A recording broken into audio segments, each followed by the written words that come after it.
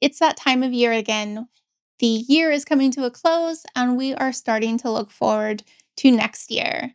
Hi, I'm Tiffany. Welcome to Towering TBR. And today I'm going to be talking about the 17 most anticipated releases I have on my radar for 2026. I read a wide variety of books.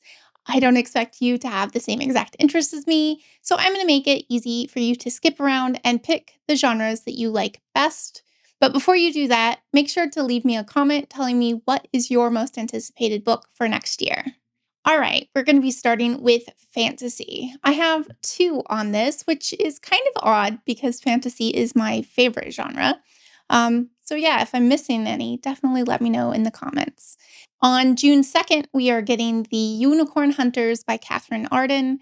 Catherine Arden wrote the wonderful Winter Night trilogy, which was this like very wintry folktale inspired story, and I loved it. This one says, with her country's future and her own life at stake, an orphan duchess must journey into a world of myth and discover a power that may be her salvation or her demise. Plus, magic and unicorns. It didn't really need more than that. I'm very excited for this one. And on June 9th, my absolute most anticipated book is coming out. It is called A Trade of Blood, and it is the third book in the Shadow of the Leviathan series by Robert Jackson Bennett. The first book is The Tainted Cup, and the second is A Drop of Corruption. Both of those I enjoyed immensely. I don't know what the setup for this third book is. I often don't check for series because they can put spoilers in the blurbs. But I'm sure it's going to be our Sherlock and Watson duo, Anna and Din, as they solve another very complicated mystery in this wonderfully imagined, rich world building. I loved it. I loved it so much. So, very excited for book 3. Let's switch over to science fiction. I have 6 to tell you about. On March 10th, we are getting the sequel to Murder by Memory by Olivia Waite. I read that earlier this year. It was a novella on this long-haul generation spaceship where people could basically upload their memories and kind of just skip passages of time and be re-downloaded into a body that works. And I loved that. This second installment is going to be the same people on the same ship, but the detective this time comes across a baby and has to figure out what happened. They are not supposed to be reproducing yet, and somebody is obviously flouting the rules, and it's just another cozy sci-fi mystery, and I'm really looking forward to it. I often struggle with novellas, feeling like there isn't enough information, so I'm glad she's continuing in this world, but I also think she was one of the stronger novellas that I read this year. On April 14th, we are getting the next one in the Captives War trilogy by James S.A. Corey. They wrote the Expanse series, and I loved that. And the first book in this is called The Mercy of Gods. I read that earlier this year and absolutely loved it. So I'm very excited for book 2. I've also read the short story Live Suit. It is fabulous. If you've read the first one, you should definitely read the short story. And let me know, are you continuing on? The first book was about the alien race Carricks. They are superior and dominating in this universe, and it is up to the captives to try and fight back. So I imagine that'll be what the second book is about. On April 21st, we'll be getting The Language of Liars by S.L. Wong. I have not read them before, but this just looked so fascinating that I had to pick it up. Let me read the blurb. Speak another people's language, know them, become them, and discover you've destroyed them. So this is about a spy who kind of goes undercover in an alien race in the hopes that he can learn something to help his dwindling species. It also says, to understand is to become. It never occurred to him that the mere act of understanding can destroy. It sounds awesome, and they have quite a big backlist, so if I end up really enjoying them, I will be happy to seek out all of their other stuff. Do you get ridiculously excited like I do and be like, oh, this is my favorite new author and I'm going to read everything that they've written? I love doing that. Another book on my list that I'm less confident about is We Burn So Bright by TJ Klune. I have read numerous books by TJ Klune and loved them, like The House in the Cerulean Sea and How to Be Normal. However, I have also DNF'd some of their books, and I sometimes have a real problem with a narrator that they pick. If you're new, I do almost all my books via audiobook as accommodation, and yeah, there's just one narrator he works with that I really don't get on with. Have you ever had that happen where you just can't listen to a book because the narrator is so bad? Oh, tell me I'm not the only one. So, We Burn So Bright is about two men who are basically, they find out that a black hole is going to consume the earth, and basically there's a big ticking clock. And it's kind of this road trip story to kind of do what they wanted to do with their life so that they die with no regrets. Sounds awesome. We'll see if I like it or not. On June 2nd, I'm really interested in the book Sublimation by Isabel J. Kim. This is another new to me author, and this looks to be a fascinating look at cloning. Let me read you the blurb. When you immigrate, you leave a copy of yourself behind. One person enters their new country, the other stays trapped at home. Some keep in touch, hoping to be reunited eventually, but not Rose. She never intends to go back to Korea until her grandfather's death. Sublimation is a literary speculative fiction that pits the lives we choose against the lives we leave behind. It's an immigrant story like no other, capturing the longing for another life and twisting it into a dangerous game of cat and mouse. That sounds really twisty and fun. On September 17th, we are getting the new one by Emily St. John Mandel. This one is called Exit Party. And because it's so far in the future, there's not really much of a blurb.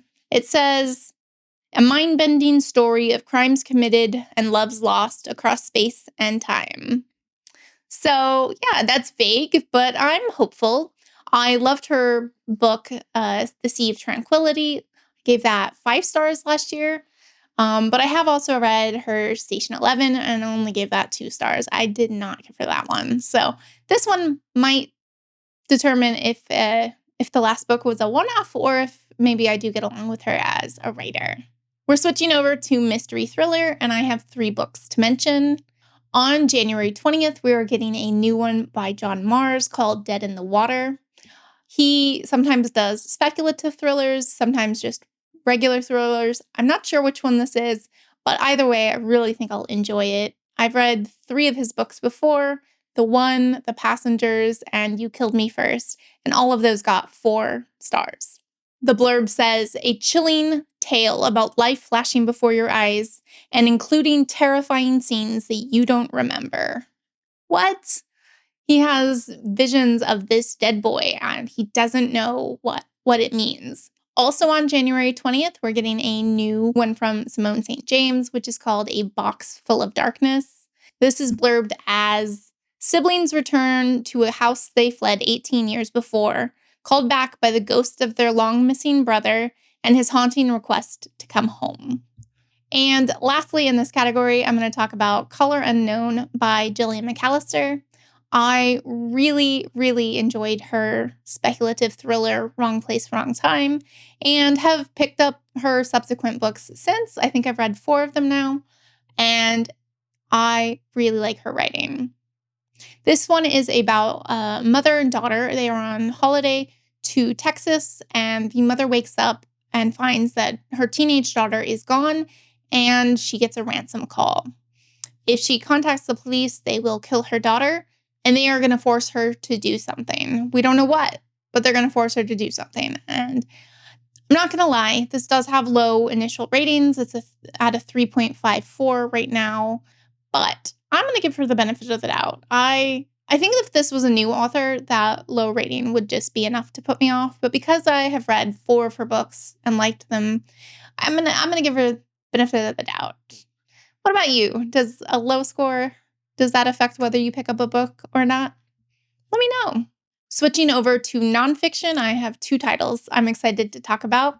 The first one comes out January 27th, and it is called Neptune's Fortune, The $1 Billion Shipwreck and the Ghost of the Spanish Empire by Julia Sanction. So obviously this is a shipwreck story. I love shipwreck stories. mandatory link to my videos if you want more of them. And this is about Roger Dooley. He is a diver, and he decided to go on this years-long quest to try to find the San Jose, a ship that was full of riches when it was sunk. And it's not only just his story and his discovery of this, but apparently there were other competitors too that were also searching. And it was, treasure quest. It sounds like a lot of fun, and I'm really looking forward to it. And the other book I have pre-ordered, and one of my favorite authors, Jenny Lawson, has a new book coming out called How to Be Okay When Nothing Is Okay. And oh my God, don't we just need that right now? Doesn't that just sound like the perfect book for 2026? I have read every single book that Jenny Lawson has put out, and her short stories, and I just love her. She deals with both physical and mental health issues, and I just find her really relatable and also very quirky and weird, and she's just got a very big personality. So I have that pre-ordered, and I am really excited for March 31st. Switching over to general fiction, I have 3 titles I'd like to tell you about. The first is coming out February 3rd and is called Heap Earth Upon It by Chloe Michelle Howarth. She wrote Sunburn, which I read and loved earlier this year, and so I am excited she has a second book coming out. Her first one was a queer coming-of-age story set in Ireland, and this one is a little bit different. A creeping story of sapphic obsession with gothic undertones and a delicious mid-century feel. Gothic, lush, and suspenseful, Chloe Michelle Howarth spins a tangled web that leaves you wondering who to trust until the very end. And I already know I really like her writing, so I'm excited for all of these. I don't know why I keep saying that. On June 2nd, there's a book called The Only Sin in Hollywood by Rashid Newsom. I read his debut book earlier this year, My Government Means to Kill Me, which I gave 5 stars and just absolutely loved. And I'm so excited to see he had a new book coming out. This is a look into the suspicious death of a closeted Black gay actor and what happened there. A searing portrait of the movie industry as a manicured minefield and a compelling journey into the queer history of Los Angeles. Sounds really good. On June 4th, Fern Brady has her first novel coming out called High Unpleasant Energy. I read her memoir a few years back, a strong female character, and I absolutely adored it. She has such a dark sense of humor, and yeah, I just really liked her and her writing style. The main character suffers from chronic pain and will do increasingly more desperate things to try and get relief. As a person who deals with chronic pain and chronic illness, it sounds incredibly relatable, and I'm very excited for it. Lastly, I have one last category and one book in that category. Romance, It's All in Her Head by Sabina Norquist. This has disability representation, which is one of the reasons I'm so excited for it. And it focuses on these 2 characters. They were part of a chronic illness support group online, and due to circumstances, they decide to fake date. I don't really know why they're fake dating, but that's not here or there. Because it's a romance, you know they're going to get together. But I am hoping, like, chronic illness and chronic pain give you enough problems in your life to deal with. So I'm hoping she won't rely on the old miscommunication trope, because that is my least favorite trope in romance. Okay, so that's all 17. So which titles are you most excited about? Let's have a chat down in the comments below. Thank you so much for joining me. Happy reading.